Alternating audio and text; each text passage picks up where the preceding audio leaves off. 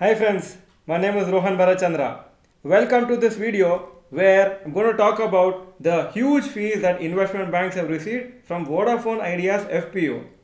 Vodafone Idea FPO has not only helped the company to raise 18,000 crores for the company expansion, it has also helped investment banks to receive huge fees for successfully organizing the FPO.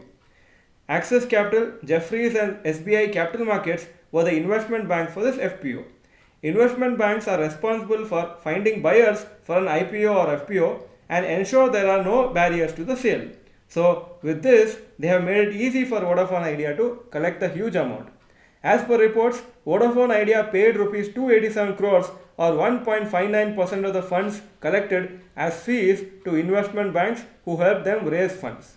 So very interesting. See the kind of huge money investment banks are making as transaction fees for the services. As you know, we are not regularly posting any videos on this channel.